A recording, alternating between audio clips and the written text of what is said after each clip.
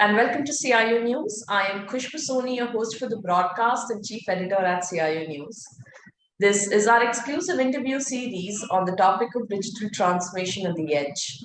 It is a recorded session and will be available on our website, that is cionews.co.in, and our CIO News LinkedIn handle. It gives me a pleasure in introducing our guest for today. He is Mr. Ramit Kamboj, the Head Information Technology and Infrastructure at Varun Beverages Limited.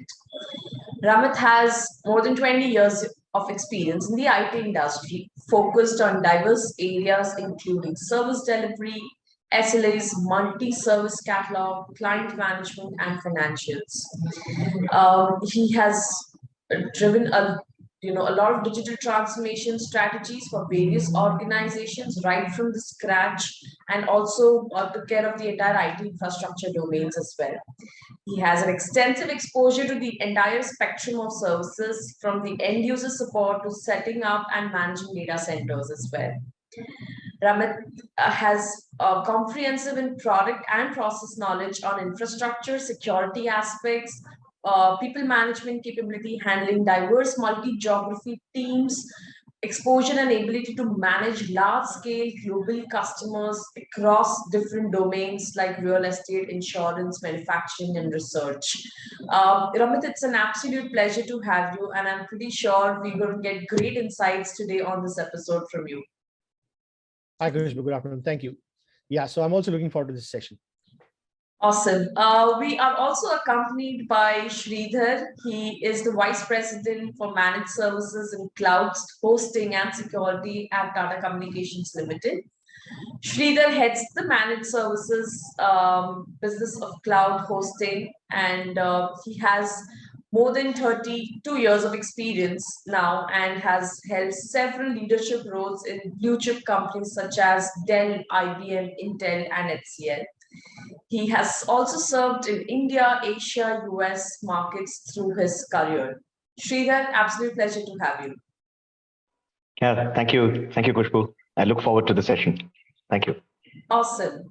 So I wanted to begin with putting across the first question to you, Ramit, to understand what challenges has your organization, and especially at the IT department, has faced during the pandemic, and what have been some of the key achievements which our other fellow CIOs can emulate? I think, some of the challenges have been pretty common across the board. If you look at it, a lot of industries, were found wanting in terms of their flexibility to work from anywhere, right? Because one of the biggest things that this pandemic has taught us is, the ability and capability to have within the environment of allowing people to work from anywhere. The initial impressions before this pandemic were, that's how you are able to monitor and give productivity and manage people. And, the whole thought of people management and team management and operations management has been that I've got a team of 50 people who will come to office, I'll manage that team, and, I'll see what they are doing and we interact. The single biggest thing, if I have to single out, that this pandemic has driven into the hearts and minds is work can be done from anywhere. Over the last 2 years, every organization, every minor organization has actually realized, it makes a lot of sense to give people the freedom to work from anywhere. And, so that was a typical challenge for us as well, because we were a very office-centric company. We've got our plants all over India. People had to come to office, and all of a sudden we had to, sort of now prepare and realize that, people now will be working from home, and how do we go about doing that? Because your infrastructure needs to be ready to support that. Your teams need to be ready and skilled to support that. So that has been, the biggest learning, I guess. If you ask any CIO out there, that would probably be the number one thing that they would talk about. The thing is, and it comes hand in hand, is the security. Now that your systems are open on the internet, now that your people are at home, They are no longer connecting to the so-called office IP addresses. The security changes, the fabric changes. People are on the open internet. They're using it from homes, airports, lounges, wherever you go.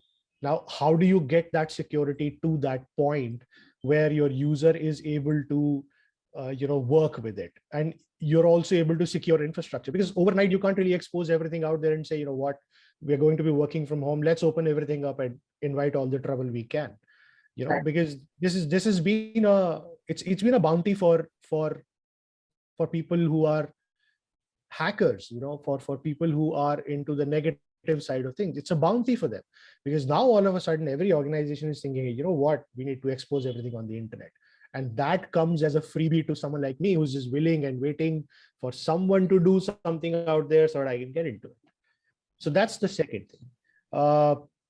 The third most crucial thing I think that has happened is, we've seen a lot of teams struggle with the skills, because a lot of things were on prem, a lot of things were very standard, a lot of things were very, very, driven by the book. And then all of a sudden now you have to change the fabric, wherein you are migrating to the cloud, wherein you are exposing everything to the internet. And now your teams realize that, what, I didn't really expose myself to that kind of an area. I was not expecting this to come my way. What happens is you're short skilled. You have to go to a certain point, but you don't have the skills to go there.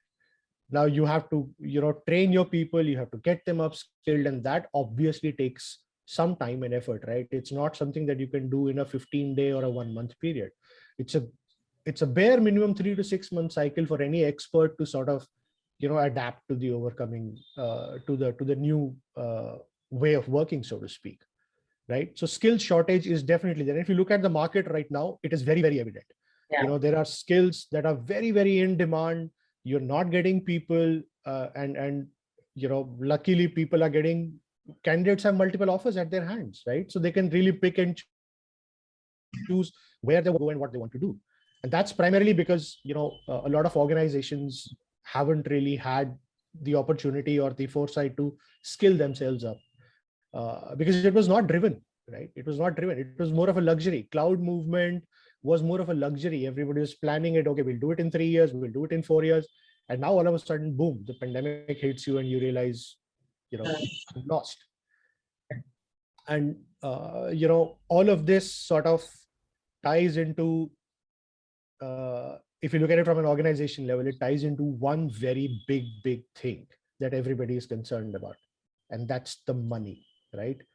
The money has to come, the money has to flow. An organization which had charted out probably $1 million a year as an IT investment is suddenly looking at an outflow of twice that amount, because now you have to move, you have to get new products, you have to get new solutions, your ecosystem changes. And if you are very, very application centric and application heavy, which almost all the organizations are, your applications now need to provide that kind of interface, that kind of experience to the user as if it were on-prem. Now, your apps, are they ready to be moved to cloud? Can you lift and shift them to the cloud? Most of the organizations struggled on that because they were not ready, right? It was in their agenda, but it had a priority of, let's say, a 3 or a 4, right? And now all of a sudden your CFOs are asking a question, what the hell are you doing? You had an X amount already out of my pocket, and now you're asking me to divert some of the funds into security products, into cloud products, and all of that.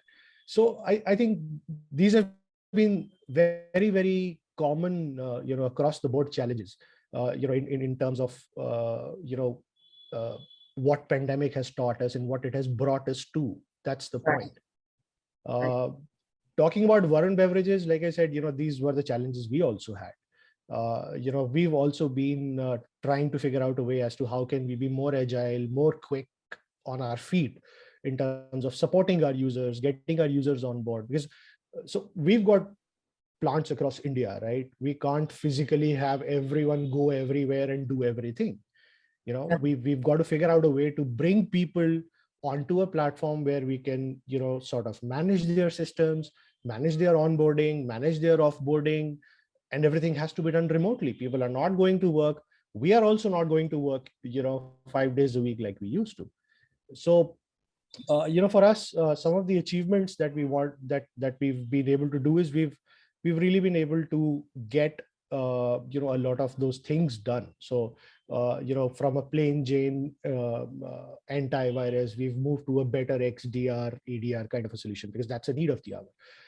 Endpoint management has become all of a sudden very, very critical. When you are in the office, people never really bother about the endpoints. Now, we had to really go out and get those endpoints onto our control, right? So our focus was to get everything in control before we actually go ahead and do anything out. So, 2-3 things that we wanted to achieve because we didn't want to bite off more than we could chew. So, we've got the endpoint security setups done, which was very, very quickly done for us. So it took us about 60 days to implement all of that. Thanks to our fantastic IT team that we had on the sides. We got our endpoints under control. So those kind of things is what we had. We are currently working on a zero trust setup as well. It's I think more than the fashion statement it makes, I think it makes a lot of sense to move that way. And that's one thing I tell all my colleagues and peers that, it's something you should definitely prioritize. So these 3 things we've achieved, very, very quickly, very, very fast. And now that we've got all our systems in control, we can do, whatever else comes on board. Right. Awesome. Following to that, with all the digital transformation initiatives that you've taken and the learnings that you've had, any do's and don'ts that you can share with the pace of digital transformation that we've seen in the last 18 months, if you can throw some light on that? Yeah, I think, like I said, it's got a lot of people unawares. So, all of a sudden your journey is now very different from what it would have been probably 2 years ago. And as a result, it's very easy for people to sort of, in the rush with the adrenaline that's coming in, with everything, it's very easy for us to falter, right? It's very, very easy. The most important thing, that people need to look at and the CIOs need to look at is what is their business strategy? What is their business journey? Because every business is different. You cannot really have an apple to apple comparison, within, let's say, 2 organizations from the same field. So if I pick up manufacturing and I pick up 2 giant manufacturing organizations, right? Each of them would be set up very, very differently. How their apps are set up, how do they perceive their production? So it's not necessary that, because I am company A in manufacturing and, Sridhar is company B in manufacturing, we'll have a very similar approach. Yeah. It cannot be that. So you really have to understand your business strategy. What does your business environment allow you to do? You have to have a very healthy note of that. You can't just blindly follow anyone and say, what, because everybody's moving to cloud, I'll also move to cloud. That's not how it works. So having a business sense is very, very important. When you look for products, you look for solutions, I always recommend people to look for ecosystems and not look for products. Today, if I need an antivirus, if I need a zero trust solution, if I need a cloud partner, it cannot be that, I just go out and I get something and I get it on board. You should always have the foresight and try and think as far as possible that if I'm getting an X product or an X partner in, to support my digital journey, where do I see myself with them 3 years down the line or 5 years down the line? Because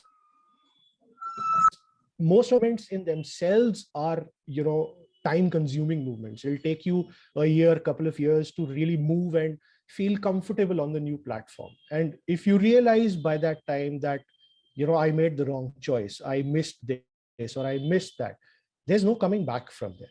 It's very hard for you to come back from that point. And that means more investments, that means more pain, that means more downtime, and that sort of amplifies everything, around it. So it's very, very important for you to understand whatever you get into, get it as an ecosystem, not just a point in time kind of a solution. Okay, I need this now, so I'll get it. I'll think about the rest, probably a couple of years down the line. Again, you you've got to be very, very cognizant of the financial impact, right? Because at a certain level, you want to be at a certain level. All of a sudden, if you say that I am asking for $1 million more, there are bound to be questions around that, right? I'm not saying it's not a good idea, but generally it's a good strategy to soften that impact, to layer that impact and move gradually. And instead of just going big bang and saying, all of a sudden we are going to do this. And in all of this, the most critical aspect, like I said earlier as well, is your people. So whenever you're looking at a strategy to where do you want to be, or what is it that you should be doing, look at your people.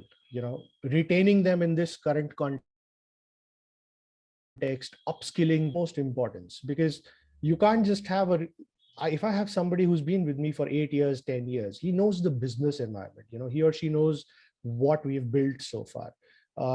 It's very, very important for you to push those people to push the envelope, push the boundaries, and upskill themselves, because that makes it very easy for you to manage at a later stage, rather than getting somebody new from the market and saying, what, we might get a new resource for such and such thing.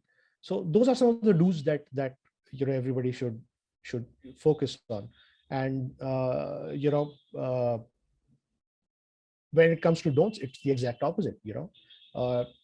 Always ensure that never ever fall to the fact that because your peers are moving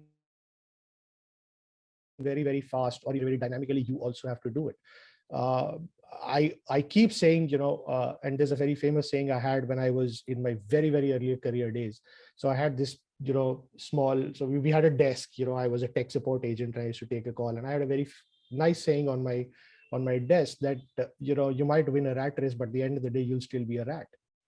It's not something you want to live with, right? It's your own race, it's your own pace, it's your own journey as an organization and as a CIO that you need to undertake. The pressure in terms of, and we get that when we get into a group and we sort of figure out, okay, somebody's gone down that path, somebody's gone down that path. You've got to chart your own path, so that's the only advice I would give.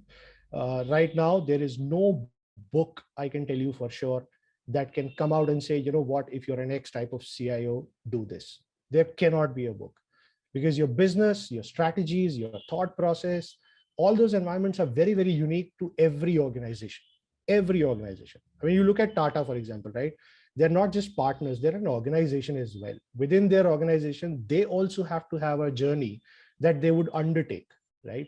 And their journey, I'm sure, would be for sure very different from some of their competitors, amongst themselves. So to each his own has to be the approach. Wonderful insights, Ramit, and some of the pointers that you mentioned, I think, are really look forward to. Sridhar, your thoughts on this? With the kind of do's and don'ts that he shared, I think these are some of the really great points. Yeah, I just wanted to compliment Ramit. It was I think it was a fantastic walkthrough, if I were to call it that way, because you conceptualized it beautifully from start to finish. But just trying to paraphrase this a little differently, Khushbu, I think a few points that I could probably convey is that to each is his own is an absolutely appropriate statement. But I think as I can look at points of similarities or some learnings which one person can leverage from the other, I think the consistent response now, and I think because of this pandemic, and I think it's behind us as to what are we going to do, or are we going to do something? It's behind us. Today, it's about strengthening from where we are.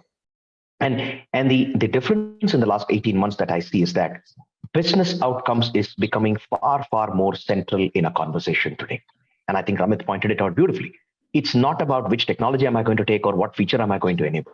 It's about what am I going to do for my customer. It could be how am I going to reach my customer faster, or what are the facilities that I'm going to provide my customer in terms of what we call as omni-channel in other terms, right? A customer can have a mobile connect or a web-based connectivity or a physical shop somewhere. So that's the set of things around what am I going to do for my customer. And then the second step is about, or one of half step there is about in terms of analyzing their data, what is their buying pattern, who's got the best propensity to buy, how do I get to the or profile the demography, and how do I get the fastest given the constraints around in the environment. So that's about the customer framework, if I were to call it. The second one is about a lot to do with the operations and the supply chain. Right, the operations could be around optimization, improvement, being able to bring more automation. How do I get the orchestration tools? How do I get some more AI/ML into my analytics, etc. Right? That's a set of things around improvising on my operations. But I think, for example, Ramit called out about the necessity for physical examination and inventory and all that in a business such as theirs, because it's not a knowledge industry. There's a lot of physical inventory to be handled. We had an interesting conversation, I'd like to say maybe about 10 months back, when one of our customers was actually talking about how can I do a physical inventory audit without actually physically being there, right? How am I going to provide the kind of infrastructure? Because physical contact was taboo. How are we going to enable that as possible? Because the financial year end was approaching and you needed to take the inventory at any point of time. And that was the time the second wave was hitting you, or at least was around the corner. So how are you going to make that happen? Or in terms of, for example, perishable goods, especially it's an issue for food and beverage industry closer home here where we are talking. You can't possibly monitor the expiry date of every product today. Now there are methods, there are obvious options available. For example, at a larger level, larger physical inventory, maybe you could have some IoT devices which is probably capable of picking up something in terms of the product dynamics, and maybe able to relate, and you are able to analyze it somewhere. So we needed to get creative about how do we deploy all this for that kind of an environment. And it is after I have done these two. One is my customer facing operations. But by me, I refer my customer. One is referring to their customers. How do I, and for me as a technology provider, my biggest challenge was how do I shrink the time to market for my customer? It's not as if I have all the time in the world to think about it for the next 6 to 9 to 12 months and then say that, oh, by now I'm ready with the solution. No, we are talking weeks, if not days. Right. So that means I need to enable my customer to reach his customer the fastest. So we're talking at one level about my customer's customer. Second is at the next level, I'm tree productivity improvement, etc. Only then, please mind you, comes the technology. To be able to do that, yeah, I can do AI/ML. I can prepare a data lake. I can provide this kind of technologies for security. I can provide, for example, an application modernization exercise to enable my customer to move to the cloud. The technologies is probably at the last mile. So it's about providing the right kind of customer outreach, enabling the right kind of optimized operations and productivity development, and then coming to which technologies will suit the customer the best. Now, there is no limit to how a technology can be implemented. So as ecosystem enablers, the technology package is different. It could be similar, it could be different from what a competitor of mine could potentially provide, Ramit, for example. But it's like he rightly pointed out, it's the ecosystem that matters. It's about how you're able to, there is always the better together story. And with great difficulty, if I have to find one point on which I have to disagree with Ramit, then I could say that nobody sees 3 to 5 years, right? As long as you understand that you have the right foundation elements which can carry you forward for the next few years, I agree with that statement. But I think today 3 years is too long a time. It's probably longer than the longest plan that we've ever made in life, right? That's the only point where I can painfully disagree with a lot of effort, Ramit. But back to what I was saying, this we understand is a sort of a, if I were to abstract it a little bit and bring it down to what are the basic tenets of the challenges, I would probably look at it as 4 key elements. One is identity. And Ramit talked about how we're enabling connectivity from anywhere, we're enabling operations from anywhere, we're enabling usage for any length of time from any device at any point of time from any physical location, right? So first is how are you enabling the identity, because identity is the new perimeter. Then the next one, as he classically pointed out, is endpoints. You're enabling connectivity from a plethora of endpoints. Every user has got multiple endpoints from where he accesses the infrastructure, he or she, right? That's the second. Then the third one along that continuum comes the applications.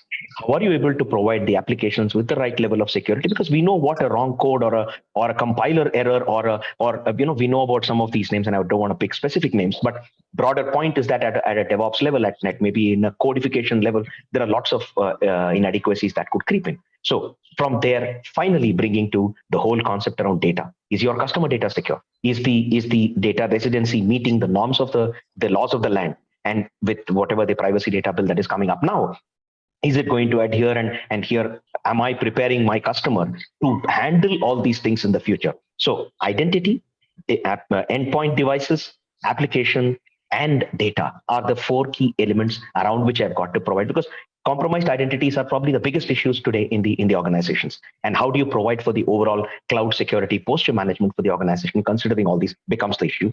And in terms of operation, enabling it, visibility across all of these, providing the right kind of governance and operation and orchestration and automation mechanism for that. And lastly, providing them the compliance across all of these becomes the absolute important point. It can manifest itself in different forms. And the only last point is on skills. See, in the technology world today, skills is always going to play catch up with technology. You're never going to have the right level of skills, the right capacity for skills for all the customers at all points of time. A new technology comes up, suddenly it gets used in forms and fashions that you never imagined before, and the propagation of that is several multipliers of what it was maybe even 5 years back. So to be able to support that with the right kind of skills is going to be extremely difficult. So I was just trying to paraphrase this differently from a purely as an ecosystem enabler, as a digital solutions provider. How do I look at it in terms of providing the solution to my customer? So I'll stop here. Awesome.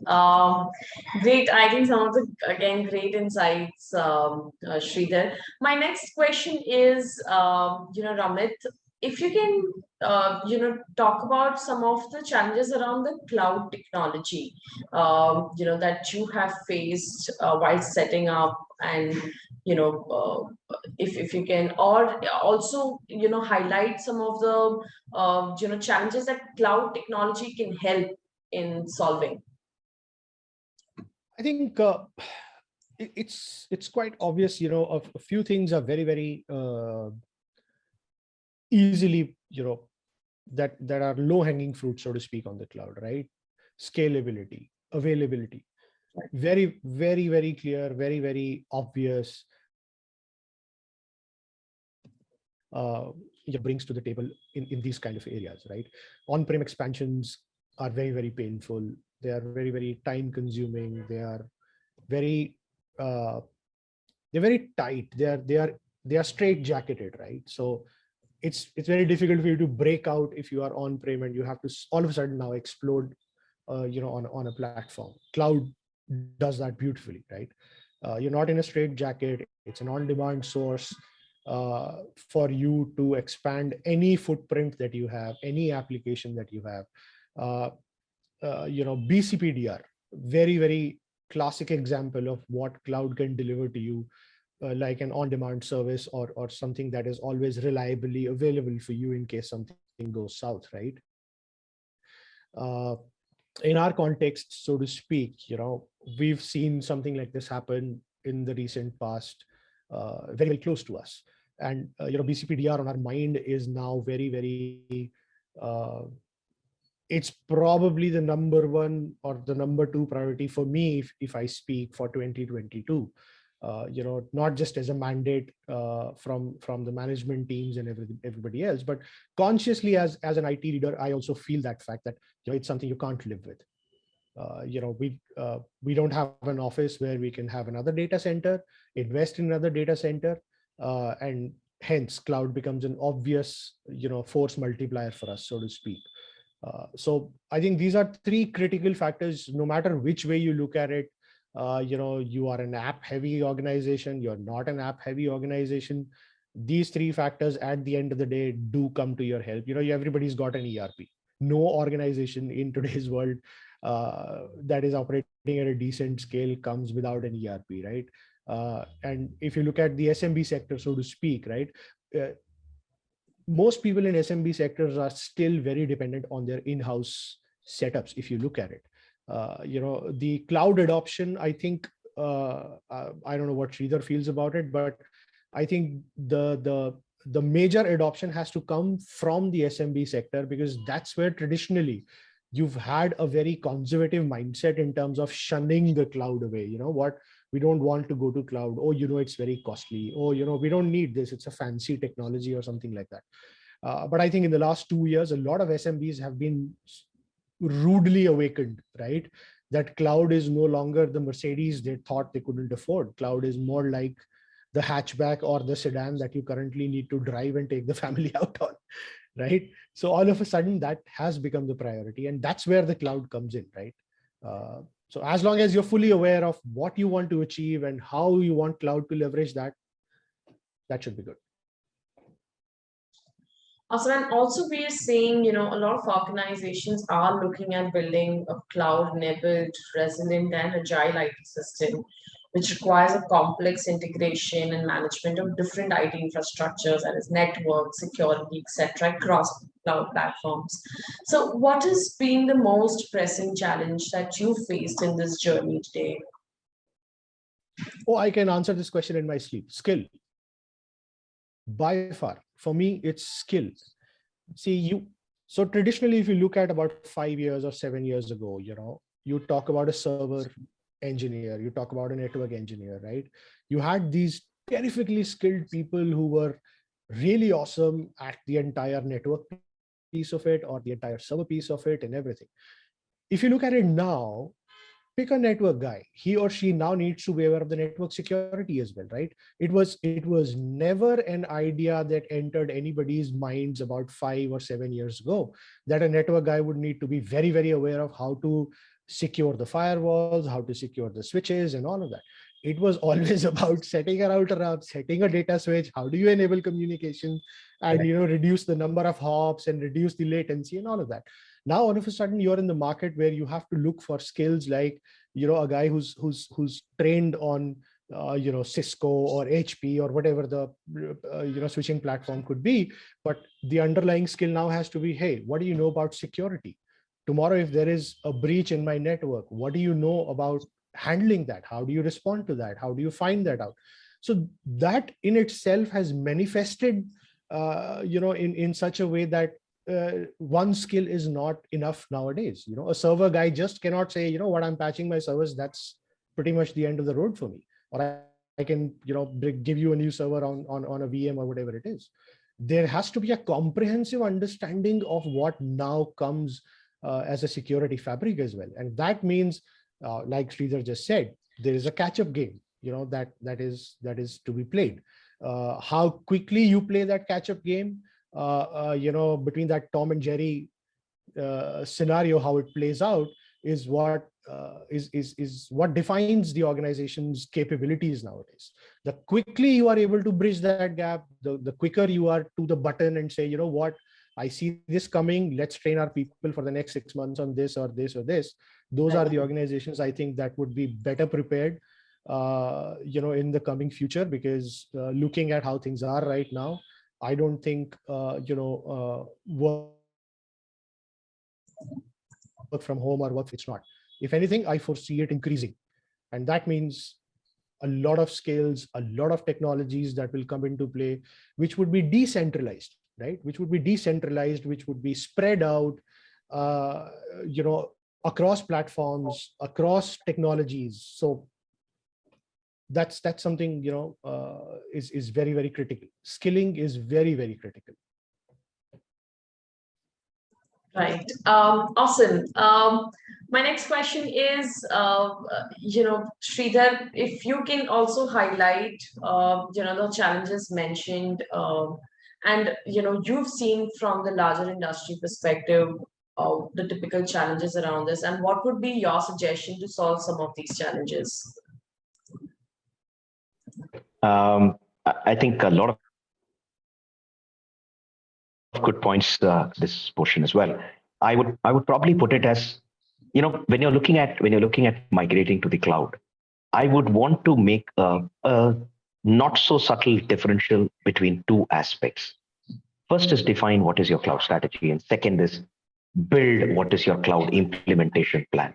Now, there are some organizations where this is clear and some where it is not so clear, because many a time a strategy disintegrates, or a strategy is a sigma of a lot of pieces of implementation plan. And many a time that's where you get what we call as the patchwork solutions, which effectively end up in a situation where you build the inefficiencies there itself.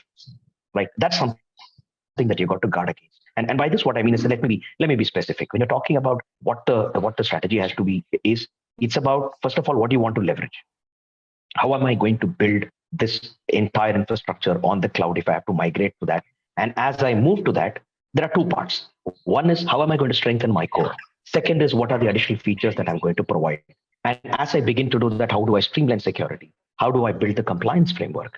And then as I think about it, just at a very, very basic level, we are used to organizations having multiple locations of crisscross, point-to-point connections. Now, the moment you hop onto the internet, you're suddenly talking about so many internet lease lines, and then you're talking about the zero trust that Ramit talked about from a position of where we were saying trust and verify. Today it is never trust, always verify, right? It's a significant difference. So which means, how are you going to draft your overall policy from this security framework and to putting this compliance, and more importantly, how do you optimize the network? Once this is clear, each one of these is going to get down into sub elements of how do you want to execute. And more importantly, there has to be an effective exit strategy as well. Many a time we cling on to something only because we've invested in it and we don't know how to get out of it. It's like holding the tiger's tail. For example, I'll take an example. Not everybody require, because the first thing that everybody thinks about on a cloud is, yeah, dynamically scale up and scale down. Ramit made the important point that the timeline that I take from conceptualization to execution is going to be shrunk with the cloud, because with chip shortages, with shipment difficulties, with whatever globe, today we are the delivery timelines have moved from 6 to 8 weeks to almost 18 to 20 weeks. Now that's a 10 to 12 week window, which is a 3-month window. Not anybody can afford, right? So given that situation, you can shrink the time with cloud. But then the dynamic shifting, everybody is not going to have a big billion day. Everybody is not going to have a single day. Everybody is not going to have that kind of a demand on the infrastructure. Now, many times there is a herd mentality that we know you're not going to get fired for buying an IP, right? That sort of a thought process is there when you decide to hop onto the cloud. But more importantly, what is the kind of infrastructure demand that I would have? What's the kind of data transfer rates that I potentially need to possess? Based on that, what is likely to be my cost? And I'm not making this up, because there are at least a few CIOs who told me. One of them said that at least earlier, when it was my own infrastructure, I had a predictable monthly outflow. Today, every month I'm having a different bill and I do not know what I'm answering to. Right? Another CIO said that I have now got one person who permanently sits in finance because I'm unable to answer the questions. Right? So these are not the kind of situations that you want to land into. So operationally, these are significant decisions, but I think this borders on having the right kind of strategy, and the strategy moving into the specific parts of the execution plan. That's the most important part. Second is defining the transition from the current infrastructure to the cloud is not just about yourself. It's about enabling that for the ecosystem. And I think he hit on a right point where the SMEs were, in some sense, scared to move, or they felt that this is a white elephant. How am I going to handle it? But the positive in all this is that they and hop onto the cloud faster than larger organizations who have had some legacy infrastructure. Now, one of the biggest problems, and I presume it's the same with Ramit as well, given the size of his organization, is about managing the legacy. How am I going to manage the legacy? How am I going to build the transition plan? And as I build the transition plan, how do I make multiple systems to coexist? And how will I be able to get the feed from all of these? Because everything is interlinked.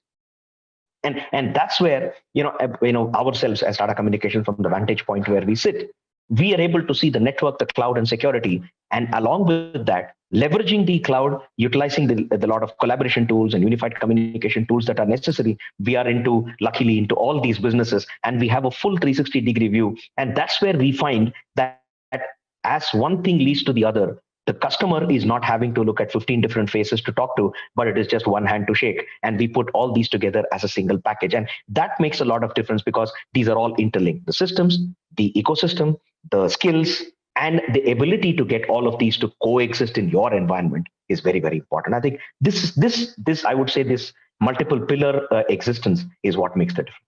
And I think, what Sridhar just said is absolutely bang on, because when you look at a partner, when you look at a possible journey to any environment from A to B, you always have to ensure that you have the right person supporting you on that path. You can't have a piecemeal strategy that I'll do A with somebody else, I'll do B with somebody else, I'll do C with somebody else, and before you realize, you've goofed up the strategy, you've goofed up the execution, and to a point where there is more mess than when you started.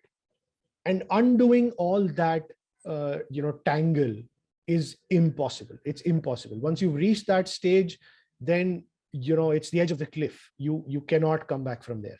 And it becomes very, very imperative for you to have the right partner, because then you understand that tomorrow I'm taking 3 steps, but if I have to take the 4th one, right, what do I have to do? What do I need?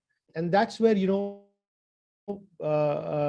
partners and big players like Tata come into the picture, because they can help you with an end-to-end vision. It's not just the networks, it's not just the cloud, it's not just your security fabric, or it's not just a plain Jane MPLS or an ILL link, right? It's how you stitch it together. Today, if I have 70 plants or 80 plants, how can I leverage the power of the internet against the legacy ILL MPLS setup that I have, and move to something like an SD-WAN, right? Which gives me resilience, which gives me redundancy. It allows all sorts of communication to happen.